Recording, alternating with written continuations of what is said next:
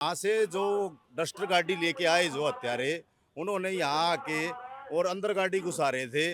उन्होंने ये कहा जी ये पार्किंग मतलब बसों के लिए है, यहाँ पर पर्ची कटवा के और वो अपनी बस को प्रस्थान कर जाते हैं दिल्ली की तरफ जो गाड़ियाँ जाती है।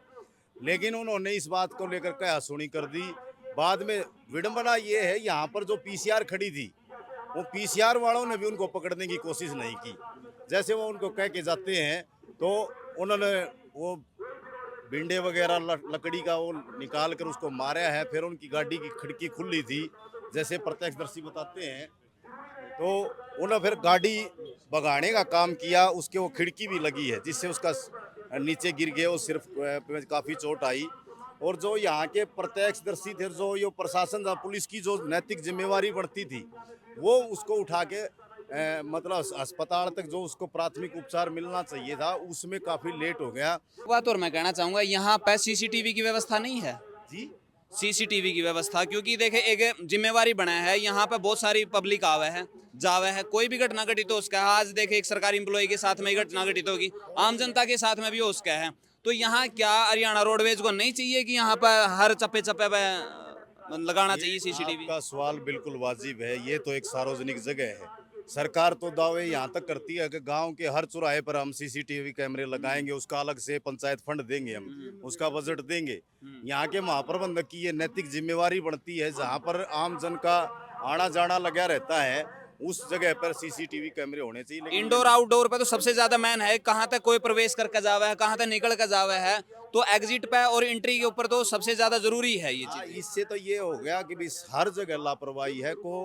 कोई भी स्वार्थी तत्व आके, कोई गुंडा बदमाश मवाली आके किसी के साथ भी कोई भी घटना कर सकता है। यहाँ पर कोई भी कर्मचारी सभी के सभी असुरक्षित महसूस कर रहे हैं। यहाँ पे कोई आके न बैग में बम टेक कर चलिया जावे, किस तरह का पता चलेगा कि भाई तो बम टेक गया? तो कहीं ना कहीं खामी तो है। बिल्कुल बिल्कुल खामी है। ये जो जितने भी सार्वजनिक प्लेस हैं, चाहे वो रेलवे स्टेशन है, चाहे बस स्टैंड है, कोई भी सार्वजनिक क्षेत्र है, वहाँ चौकन्ना और चौकबंद जिसकी जिम्मेवारी बनती है सरकार की होना चाहिए। यहाँ पर कोई भी मतलब खासकर त्योहारों के मौके पर, जैसे हम 15 अगस्त और 26 जनवरी पर ये चौकन्नी हो जाते हैं, प्रशासन अलर्ट हो जाता है। खासकर त्योहार के मौक़ों पर कोई भी स्वार्थी तत्व यहाँ कोई ऐसा विस्फोटक पदार्थ रख के चला जाए, बहुत बड़ी आम जन माल की हानि हो सकती है। खास हरियाणा देखने वाले भाई सारे दर्शकों ने सोनू वाले की राम राम। इस टाइम पे अम्बाड़ा में, हाँ, और अम्बाड़ा में एक मसला होया, बहुत बड़ा मसला, यदि छोटा नहीं कह सकते, बहुत बड़ी बात है कि भाई एक सरकारी मुलाजिम के साथ में इस तरह की घटना घटती तो जे है। और उसके बाद में इबलग प्रशासन ने किसी प्रकार का कोई एक्शन नहीं लिया है। यहाँ पे अनिल विज हैं, कहे है कि भाई खुला दरबार में सबकी मैंने सुना है, लेकिन यहाँ पे 3 दिन तक धरना दे रहे हैं। और सरेआम बदमाश राजवीर नाम का जो ड्राइवर है उसकी सरेआम बदमाशी करके न मार के चले जावे हैं, और इब लग उनकी कोई गिरफ्तारी नहीं है। धरना लगा रहे हैं आज, पूरा पूरा जो हरियाणा रोडवेज का चक्का जाम कर दिया है। कुछ हैं जो शायद इसमें कोऑपरेट नहीं कर रहे होंगे। तो सबसे पहला प्रधान जी राम राम। राम राम जी सोनू भाई। अब आप इस दुख की घटना में हमारी ये जो कवरेज करने आए, आपके भी चैनल के जितने दर्शक हैं सभी को राम राम। इतनी दुख की घड़ी है। हम भी आज से पहले ये उम्मीद और आस मानते थे, जो अनिल विज के बारे में आप चर्चा कर रहे थे, वह गृह मंत्री ऐसा खुला दरबार लगाता हो अपने आप को गब्बर पेश कर रहे हैं हरियाणा के अंदर। स्थानीय विधायक हैं, गृह मंत्री हैं, उनके स्थानीय क्षेत्र में यहाँ बैठे हैं। हमारे साथी राजवीर की सरेआम हत्या कर दी गई है, उन्होंने एक शब्द भी नहीं बोला और ना यहाँ तक आए हैं। रही दूसरी बात, जब दिवाली जैसे पवित्र त्योहार पर हजारों किलोमीटर दूर रहने वाला आदमी जो व्यवसाय करता हो, चाहे वो कर्मचारी हो, वो अपने घर को प्रस्थान करता है। लेकिन हमारे साथी राजवीर ने जनता की जो सेवा है, जो कर्मचारी का कर्तव्य निष्ठा के तहत उन्होंने ड्यूटी करी है, उसके तहत यहाँ अपनी ड्यूटी दे रहे थे। 4-5 आदमी आते हैं डस्टर गाड़ी में और आके उनकी हत्या करके चले जाते हैं। लेकिन कल का पूरा दिन हो गया, परसों रात की ये घटना है। परिवहन मंत्री ने कल भी मीटिंग कर सकते थे। हमारा शौक नहीं है, जो रोडवेज का पहिया है, ये जनता की सवारी है, इसको रोकने का हमारी मजबूरी बन गई। हम इसको रोकना नहीं चाहते थे, पूरा रात को भी मीटिंग कर सकते थे, लेकिन आज शाम को परिवहन मंत्री जी ने मीटिंग बुलाई है। लेकिन शाम को मीटिंग बुलाने का मतलब क्या है?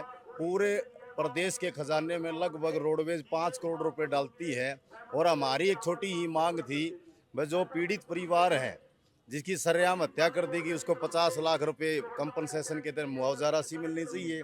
और जिस ग्रेड में वो नौकरी करते थे उसके समकक्ष ग्रेड में उनके एक बच्चे को, 2 बेटे हैं उनको नौकरी मिलनी चाहिए। और शहीद का इनको दर्जा मिलना चाहिए। और जो हत्यारे हैं वो खुले घूम रहे हैं या कह रहे हैं, प्रशासन कह रहा है, पुलिस डिपार्टमेंट हमने गिरफ्तार किए हैं। अब तक जो 302 के तहत मुकदमा दर्ज हो जाना चाहिए था उसकी एफआईआर की कॉपी हमारे को नहीं मिली। किसको ये बैठा रहे हैं? 3 आदमी ये कहते हैं राउंड अप कर लिए हमने, वह नाजायज बैठा रखे हैं कि हत्यारे ही असली वही हैं। इस बात की हमारे को तसल्ली अब तक नहीं है। इसीलिए इसमें एक और नहीं खबर मेरे हिसाब से उस लेवल पर नहीं चली है जिस हिसाब से मतलब प्रकरण होया है, क्योंकि हमने भी देखी है कड़ियाँ कोई थोड़ी सी कटिंग लग रही है, किसी वेबसाइट पर थोड़ा बहुत लिखा गया है, लेकिन एक डिटेल में जो विस्तार में खबर होनी चाहिए थी, जितना बड़ा मामला था कि भाई सरेआम गुंडागर्दी वो कहना है और एक बंदा की हत्या कर दी जावे है, जो सरकारी मुलाजिम है, कोई न्यू नहीं है कि भाई राह चलता सड़क छाप बंदा था वो, उसकी हत्या हो जाए है। लेकिन खबरा में वो स्पेस नहीं देखने में मिला है। पूरा प्रकरण क्यों होया था, क्योंकि अभी तक किसी भी डिटेल में यह बात डाली को नहीं।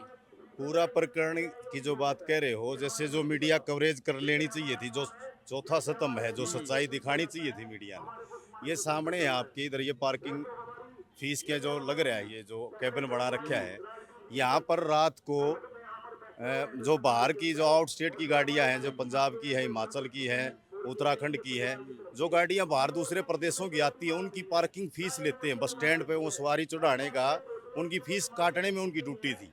वैसे उनकी डेजिग्नेशन ड्राइवर की थी, लेकिन ओल्ड एज होने के कारण 54 साल के लगभग 54-55 उनकी उम्र थी और बीमार रहने के कारण उनकी यहाँ ड्यूटी थी। तो वहाँ से जो डस्टर गाड़ी लेके आए जो हत्यारे, उन्होंने यहाँ आके और अंदर गाड़ी घुसा रहे थे। उन्होंने ये कहा जी ये पार्किंग मतलब बसों के लिए है, यहाँ पर पर्ची कटवा के और वो अपनी बस को प्रस्थान कर जाते हैं दिल्ली की तरफ जो गाड़ियाँ जाती है। लेकिन उन्होंने इस बात को लेकर कहा सुनी कर दी।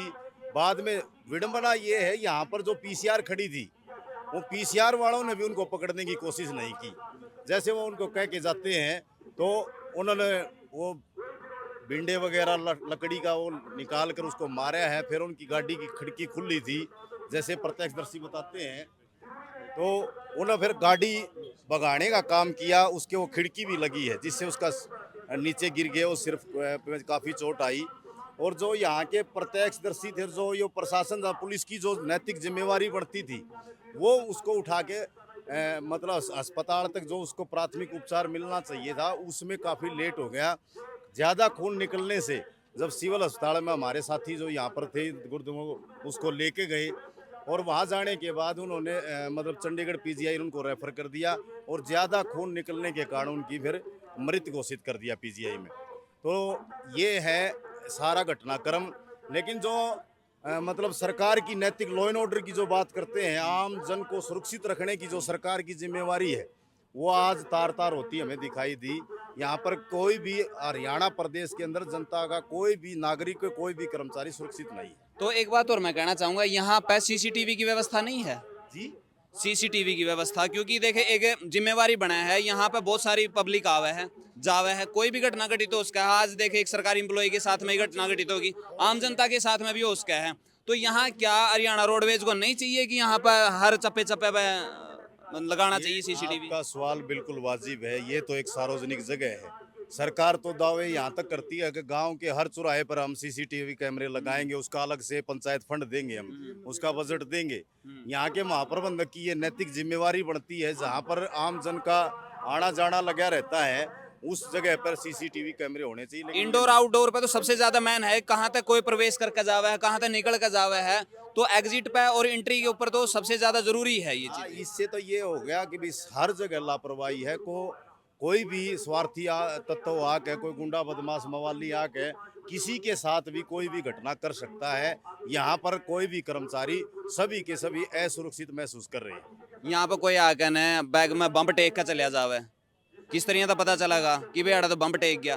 तो कहीं ना कहीं खामी तो है। बिल्कुल बिल्कुल खामी है। ये जो जितने भी सार्वजनिक प्लेस हैं, चाहे वो रेलवे स्टेशन है, चाहे बस स्टैंड है, कोई भी सार्वजनिक क्षेत्र है, वहाँ चौकन्ना और चौकबंद जिसकी जिम्मेवारी बनती है सरकार की होना चाहिए। यहाँ पर कोई भी मतलब खासकर त्योहारों के मौके पर, जैसे हम 15 अगस्त और 26 जनवरी पर ये चौकन्नी हो जाते हैं, प्रशासन अलर्ट हो जाता है, खासकर त्योहार के मौकों पर कोई भी स्वार्थी तत्व यहाँ कोई ऐसा विस्फोटक पदार्थ रख के चला जाए, बहुत बड़ी आम जन माल की हानि हो सकती है। राम राम जी, डीसी एसपी का क्या कुछ रिएक्शन है?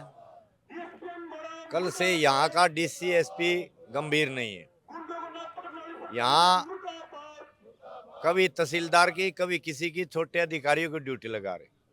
लेकिन कल शाम को हमारे पास एक मैसेज आया कि एसपी और डीसी ने आपको बुलाया और वीडियो कॉन्फ्रेंस से परिवहन मंत्री से बात कराई। हम उनकी बात मान के डीसी ऑफिस पे गए, लेकिन डीसी ऑफिस में पहुंचने के बाद डीसी से बात हुई तो डीसी साहब ऐसे अनजान बन गए कि क्या घटना हुई मेरे को बताओ।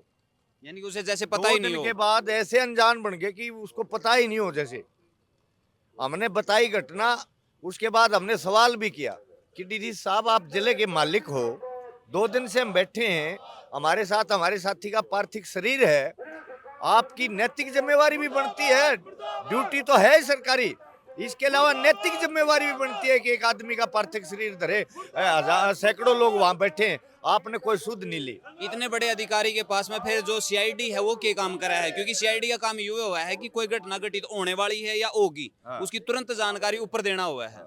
निश्चित तौर पे ये हालात है देखो यहाँ के प्रशासन के। दूसरी बात, जहाँ तक आप सुरक्षा की बात कर रहे हो, रोडवेज के महकमे में हजारों पोस्ट खाली पड़ी हैं। यहाँ कोई चौकीदार की भर्ती नहीं है, कोई गेटमैन की भर्ती नहीं है, सफाई कर्मचारियों की पक्की भर्ती नहीं है। मतलब बहुत सारे ऐसे पद खाली हैं, सरकार जिनको भर नहीं रही। हमारे बीमार साथियों को ही गेट पे चौकीदार का काम लिया जा रहा है। जो साथी गाड़ी नहीं चला सकते उनको जबरदस्ती चौकीदार का या पर्ची काटने का जो काम है वो ऐसे काम दे करके, कोई सुरक्षा की व्यवस्था नहीं है उनकी। तो राजवीर भी उन्हीं में से एक था जो बीमार होने के कारण यहाँ उसकी ड्यूटी लगाई गई। निश्चित तौर पर यहाँ ड्यूटी लगाई गई थी, लेकिन सुरक्षा यहाँ 3-4 गेट हैं इसके बस स्टैंड के। 1-2 आदमी पार्किंग फीस की पर्ची भी काटेगा, चौकीदारा भी करेगा। पहले तो ये है कि हमारी सुरक्षा की जिम्मेवारी ले सरकार और कहीं ऐसी घटना ना घटे। और जो ये पोस्ट है चौकीदार की, जो भी खाली पोस्ट है रोडवेज में वो भरे, ताकि महकमा सुचारू रूप से चले। तो यहाँ पे उनके परिवार से है कोई? परिवार से है, उनके परिवार से 10-12 लोग आए हुए हैं जो कि लगातार मतलब 3 दिन से यहीं बैठे हैं, सबको पास में रख के। ये आपके सामने है, भाईचारा यहाँ बैठे है। और कोई अपनी जो इनकी भी, इनके परिवार की भी कोई खास डिमांड नहीं है। ये डिमांड सिर्फ एक नौकरी सरकार जब भी देती है जब भी देती है। लेकिन क्या है, अगर एक पॉलिसी बना रखी है, अभी जो ठीक ठाक होगा तो उसमें 52 साल की उम्र तक के हम उनको नौकरी देंगे। लेकिन 52 साल से इनकी एज थोड़ी ऊपर होगी, इसलिए हम उनसे रिक्वेस्ट करना चाह रहे थे। और ये तो हत्या का, मर्डर का मामला है। मर्डर के मामले में तो 1-1 करोड़ रुपए तो केजरीवाल जी वैसे दे आते हैं घर पे, वो सरकार वैसे दे देती है। और दूसरे भाइयों के ऊपर जो कोई शहीद हो जाते हैं उनके वहाँ गोली भी चलाई जाए, छोड़ के भी यहाँ करोड़ रुपए भी दें।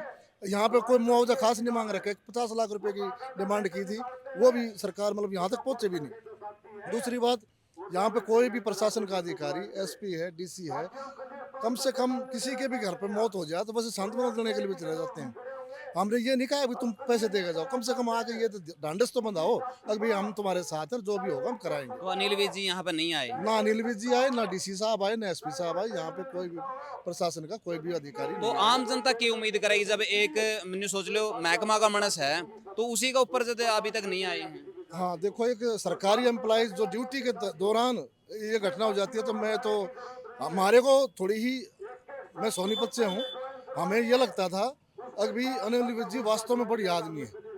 और उनके जब ये 500 मीटर पे उनकी कोठी है, 500 मीटर की कोठी से वो यहाँ तक नहीं आ पा रहे, तो आज अब पता लग रहा है अभी अनिल विज जी भी मतलब एक बोगस, मतलब झूठ बोलने वाली बात यानी कि है। इस धरना था 500 मीटर की दूरी पे उनकी कोठी है। कोठी है, और वो जब भी मतलब यहाँ पर नहीं पहुँचे तो ये बड़ी एक दुखदायी घटना है। हम सरकार से अपील करते हैं, पार्थिव शरीर यहाँ पड़ा है, 3 दिन हो चुके हैं, लाश खराब होने वाली है, तो हम कोई ज़्यादा वो नहीं मांग रहे।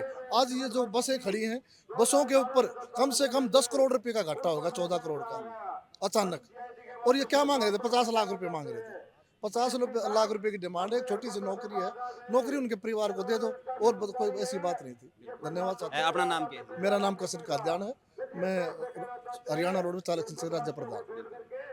तो भाई आप खुद देखो कि 3 दिन तो ये बैठे हैं, यहाँ पे अनिल विज जी नहीं आए हैं, जबकि आना चाहिए। 500 मीटर की दूरी बताई गई है, उनकी भी आना चाहिए। एसपी नहीं आए हैं, डीएसपी नहीं आए हैं, और एक जो छोटे छोटे अधिकारी हैं वो कह रहे हैं वो ये आए हैं। तो कहीं ना कहीं इनकी संभाल लेनी चाहिए। आपने इस पूरा मामला में के कुछ लगा नीचे कमेंट बॉक्स में आप जरूर बताइए। वीडियो ने शेयर कर दिया। मिला नेक्स्ट वीडियो में, तब तक के लिए जय हिंद, वंदे मातरम, जय जवान जय किसान।